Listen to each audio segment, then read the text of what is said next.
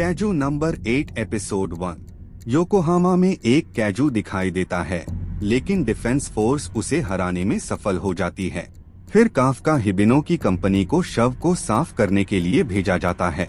वे सफाई शुरू करते हैं और जल्द ही सुपरवाइजर काफ्का को सूचित करता है कि एक जगह खुली हुई थी और उसे आंतों में स्थानांतरित कर दिया गया है। काफ्का इसके खिलाफ है, लेकिन उसके पास कोई विकल्प नहीं है। उस रात बिस्तर पर काफ्का अभी भी आंतों की गंध महसूस कर सकता था। टीवी पर वह देखता है कि वे डिफेंस फोर्स की 3rd डिवीजन कैप्टन मीना अशिरो के बारे में बात कर रहे हैं और वह अपनी उम्र के हिसाब से कितनी कुशल है।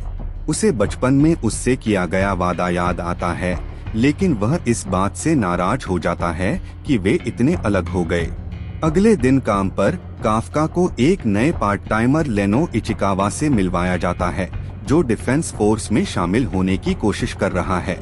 वे लेनो को बताते हैं कि काफ्का ने भी डिफेंस फोर्स में शामिल होने की कोशिश की थी, लेकिन फिर वह परमानेंट काम करने के लिए उनसे जुड़ गया। काफ्का बताता है कि जैसे जैसे वह बड़ा होता गया और काम करना मुश्किल हो गया, उसने हार मान ली। लेनो टिप्पणी करता है कि वह हार मानने वाला नहीं है और वह इस तर्क को समझ नहीं सकता।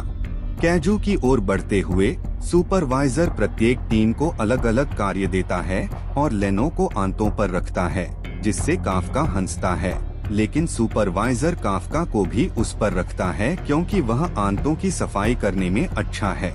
दोपहर के भोजन पर काफ्का और लेनो दोनों को खाने में कठिनाई होती है और काफ्का गंध को और सहनीय बनाने के लिए लेनो को विटामिन और नाक के प्लग देता है।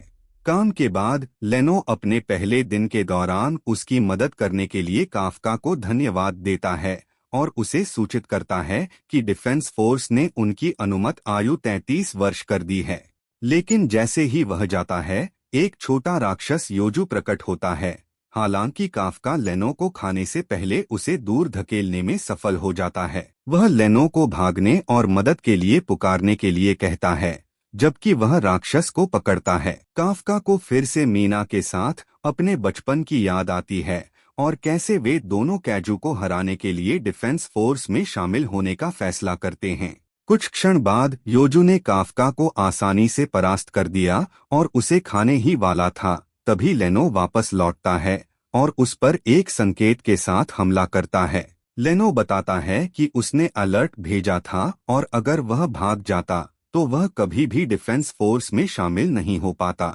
जैसे ही योजू लेनो को खाने ही वाला होता है, मीना और 3rd यूनिट आ जाती हैं और आसानी से राक्षस को मार देती हैं और उस क्षेत्र में और योजू राक्षसों की तलाश शुरू कर देती हैं। बाद में मिनामी जनरल हॉस्पिटल में लेनो काफ्का से कहता है कि अगर उसने उसे नहीं बचाया होता तो वह मर चुका होता और उसे लगता है कि उसे वास्तव में डिफेंस फोर्स के लिए प्रयास करने की आवश्यकता है।